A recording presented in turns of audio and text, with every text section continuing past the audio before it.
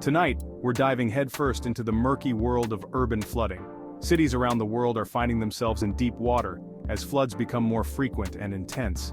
We're talking streets turned into rivers, homes submerged, and a whole lot of very soggy commuters. So, buckle up as we explore why cities are turning into giant, overflowing bathtubs, and what we can do to keep our heads above water.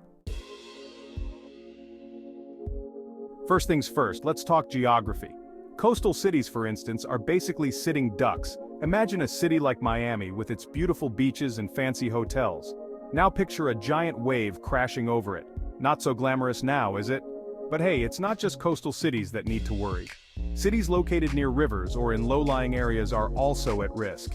Think of it like this: water always flows downhill. So if your city is at the bottom of a hill, guess where the water is going to end up? Bingo!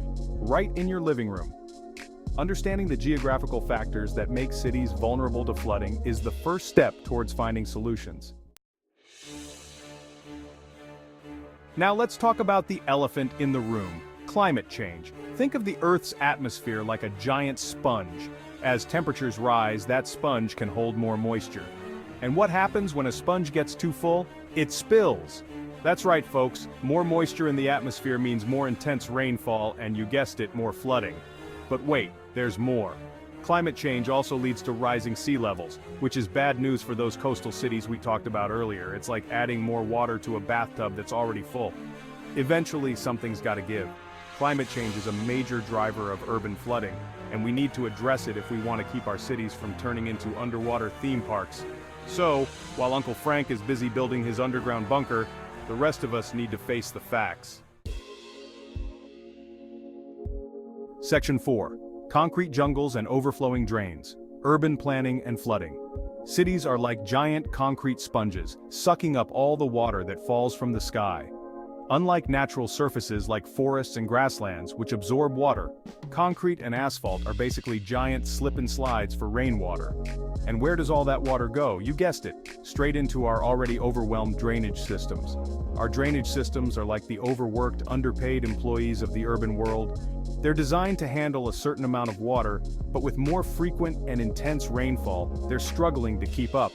By incorporating green spaces, permeable pavements, and other innovative solutions into our urban planning, we can actually help cities absorb and manage rainwater more effectively. It's like giving our drainage systems a much-needed vacation. Section 5. Tales from Waterlogged Cities, New Orleans and Venice.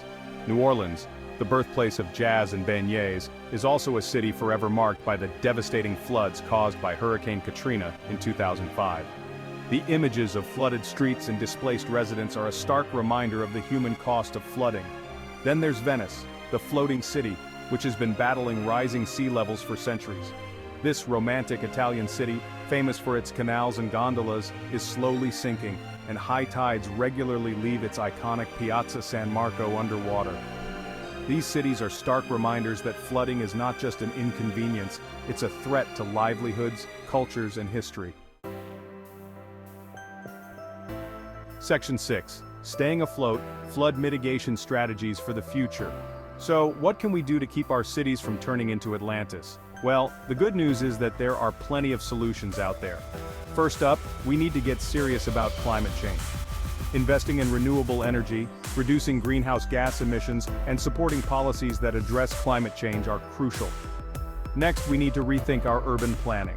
Incorporating green infrastructure such as parks, green roofs, and rain gardens can help absorb rainwater and reduce runoff. We also need to improve our existing infrastructure. Upgrading drainage systems, building levees and seawalls, and implementing early warning systems can all help protect cities from flooding. Finally, we need to be prepared. Educating citizens about flood risks, developing evacuation plans, and having emergency supplies on hand can save lives and property. Addressing flood risks is not just about protecting bricks and mortar, it's about protecting people, their livelihoods, and the unique character of our cities. Do you live in a flood-prone area? Share your experiences and thoughts in the comments below.